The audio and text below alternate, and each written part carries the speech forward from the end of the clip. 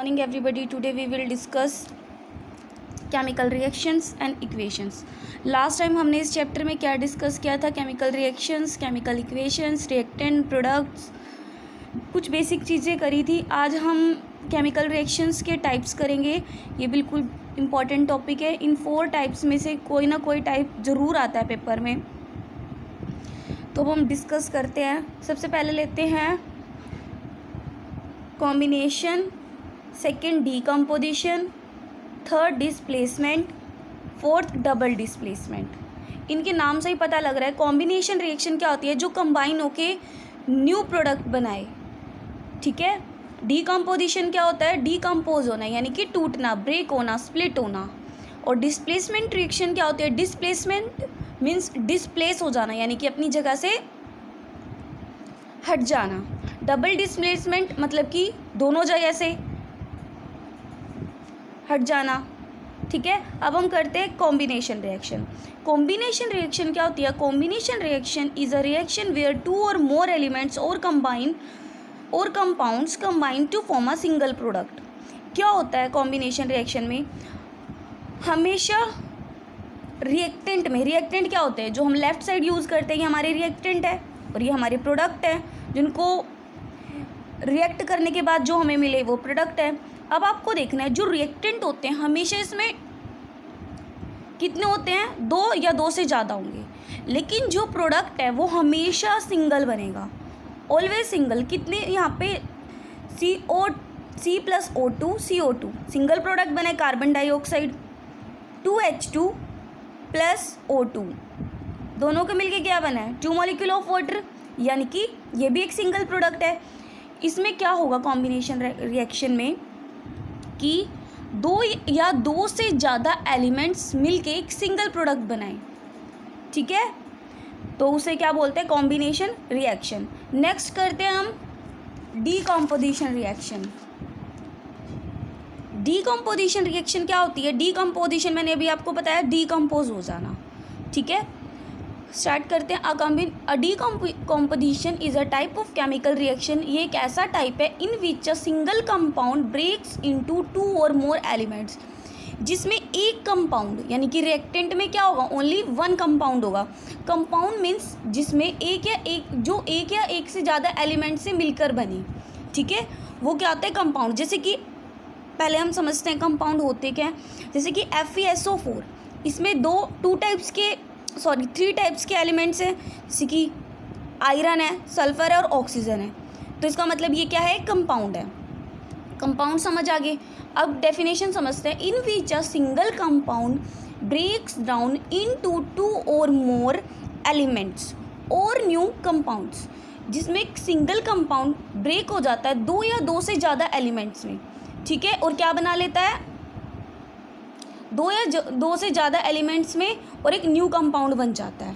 ठीक है. जैसे कि अब आपने FeSO4 को ऐसे, अब आप बोलोगे जो कंपाउंड्स है वो आपस में रिएक्ट कैसे होंगे? तो उनको हम क्या करते हैं? उन कंपाउंड्स को किसी में हीट दी जाती है किसी रिएक्शन में, किसी में इलेक्ट्रिसिटी की प्रेजेंस में कराई जाती है रिएक्शन. तो इस टाइप्स की रिएक्शंस होती हैं डीकम्पोजिशन रिएक्शन में.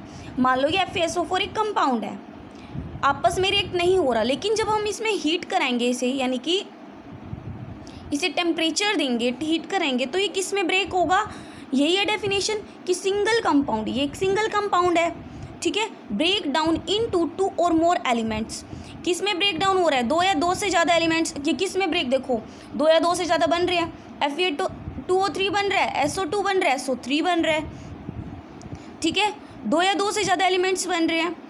तो ये क्या है? एक डीकम्पोजिशन रिएक्शन, यानी कि डीकम्पोज हो रहा है. एक कंपाउंड का स्प्लिट होना, टूटना, ब्रेक होना या डीकम्पोज होना. ठीक है. तो किसमें? FeSO4 की हमने हीट कराई तो हमें क्या मिल रहा है? Fe2O3, सल्फर डाइऑक्साइड और SO3.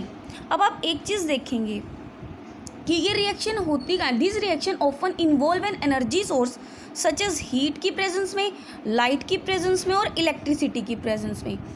The breaks apart the bonds of compound. जो एक कंपाउंड के क्या होते हैं? जो बॉन्ड्स होते हैं ब्रेक हो जाते हैं जब हम क्या इसमें प्रोड्यूस करते हैं, क्या प्रोड्यूस कराते हैं, या फिर किसकी प्रेजेंस में, हीट की प्रेजेंस में, लाइट की प्रेजेंस में, या इलेक्ट्रिसिटी की प्रेजेंस में। तो आपकी डीकम्पोजिशन रिएक्शन कंप्लीट होगी, कॉम्बिनेशन रिएक्शन होगी, डीकम्पोजिशन। अब हम करते हैं डिस्प्लेसमेंट रिएक्शन। डिस्प्लेसमेंट रिएक्शन क्या होती है? और डिस्प्लेस हो जाना अपनी जगह से कैसे देखिए। A displacement reaction is a chemical reaction in which one element replace other element in a compound. कि जो एक दूसरा कंपाउंड है, एक कंपाउंड होगा और एक सिंगल एलिमेंट होगा। जैसे कि आप देखिए इसमें ये सिंगल एलिमेंट है और ये कंपाउंड है। कंपाउंड मैंने अभी आपको क्या बताया, कंपाउंड में जिसमें 2 एलिमेंट्स या 3 एलिमेंट्स से मिलके बने, जैसे कि CuSO4, ठीक है ना। इसमें कॉपर भी यूज़ है, S4 सल्फर भी यूज़ है और ऑक्सीजन भी यूज़ है, ठीक है।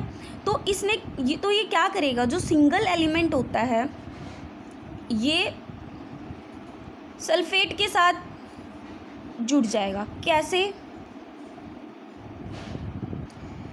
होगा इसमें? क्योंकि जो ये Fe है कॉपर के अकॉर्डिंग ज़्यादा रिएक्टिव है, तो इसने क्या करा, कॉपर को रिप्लेस करके या हटा के खुद किसके साथ आ गया, सल्फेट के साथ आ गया। तो ये क्या बन गया, फेरस सल्फेट, और कॉपर अलग से निकल गया। अब इसके बारे में पढ़ते हैं। In this reaction iron has displace और रिमूव्ड। आयरन ने क्या करा, रिमूव कर दिया किसी दूसरे एलिमेंट को, यानी कि Cu को, कॉपर को, फ्रॉम कॉपर सल्फेट सोल्यूशन। किस में से करा, कॉपर सल्फेट के सोल्यूशन में से ही तो करा है रिमूव, डिस्प्लेस, ठीक है। नेक्स्ट इसका एग्जाम्पल देखते हैं। देखो Zn plus CuSO4 gives ZnSO4 plus Cu। Zinc ने किसे कर दिया इस बार, डिस्प्लेस या रिमूव, कॉपर को, क्योंकि जो कॉपर है वो क्या है, लेस रिएक्टिव है as compared zinc more reactive है। तो अब कोई भी चीज़ ज़्यादा स्ट्रॉन्ग होगी वो वीक को रिमूव कर देती है, ठीक है। तो जिंक ने क्या करा, Cu को डिस्प्लेस कर दिया और क्या बना दिया, ZnSO4 plus copper. ZnSO4 zinc sulphate, copper is the copper sulphate, Zn zinc, Cu copper, ये भी वही है। Next double displacement reaction. Double से क्या समझ रहे हो कि डबल यानी कि 2 जगह से डिस्प्लेस होगा। कैसे, 2 कंपाउंड्स में से। Double displacement reaction is a type of reaction, ये एक ऐसा टाइप है रिएक्शन का in which 2 reactant exchange ions to form 2 new compound. क्या होगा कि इसके अंदर 2 रिएक्टेंट होंगे, ठीक है। जैसे कि ये कंपाउंड्स के 2 रिएक्टेंट, दिस इज कंपाउंड। तो इसके अंदर क्या होगा, जो आयंस एक्सचेंज होंगी। जैसे कि जो B है वो सल्फेट के साथ ऐड हो जाएगा और Na क्लोरीन के साथ, तो ये क्या बना लेगा, बेरियम सल्फेट और 2NaCl। अब देखिए यहाँ पे जो बेरियम सल्फेट है वो क्या है, प्रेसिपिटेट है। कैसे प्रेसिपिटेट है, मैंने आपको बताया था कि प्रेसिपिटेशन रिएक्शन में जो सॉलिड सब्सटेंस हो, ठीक है ना, जो अलग से दिखे वो होते हैं प्रेसिपिटेट। अब प्रेसिपिटेट को मैंने एक तरीका बताया था कि प्रेसिपिटेट को कैसे शो करते हैं, डाउनवर्ड एरो, ठीक है। डाउनवर्ड एरो मैंने लास्ट टाइम तुम्हें जो प्रेसिपिटेशन में इस तरीके से एरो बताया था वो रॉन्ग था, आप इस तरीके से इसको यूज़ करेंगे, ठीक है। तो आप उसे ठीक कर लेना। तो अब हम इस रिएक्शन को देखते हैं। Na2SO4 ये सोडियम सल्फेट है प्लस बेरियम क्लोराइड। तो इसने क्या करा, एक बेरियम सल्फेट बना दिया, और यानी कि इसमें दोनों तरफ से डिस्प्लेसमेंट हो रही है, दोनों तरफ से डिस्प्लेस हो रहे हैं कंपाउंड, ठीक है ना। BaCl2 में से क्या डिस्प्लेस हो रहा है, Ba, और किसके साथ ऐड हो रहा है, SO4 के साथ, सल्फेट के साथ। यहाँ से ये दोनों ऐड हो रहे हैं, ठीक है। नेक्स्ट देखते हैं इसकी reaction. NaOH plus HCl, same ये भी इसी तरीके से NaCl बना लेंगे और यहाँ से H2O वाटर, ठीक है। तो आपकी ये रिएक्शंस 4 टाइप्स की रिएक्शन कंप्लीट होती है। कल हम बाकी की कुछ रिएक्शंस करेंगे, तब तक के लिए आप इन रिएक्शंस को अच्छे से लर्न करेंगे, रिवाइज करेंगे, साथ के साथ रिवीजन करेंगे। कल का आपका होमवर्क है ये 4 टाइप्स की जो मैंने रिएक्शंस करवाई हैं, इनके आप क्या करेंगे, एग्जाम्पल्स आपकी हेल्प बुक में मिल जाएंगे, NCERT में भी मिल जाएंगे। तो आप इन सभी के एग्जाम्पल करेंगे, एग्जाम्पल करने से आपको इनकी टाइप्स ज़्यादा अच्छे से समझ में आ जाएंगी, ठीक है। तब तक के लिए थैंक यू। तब तक के लिए thank you and have a nice day.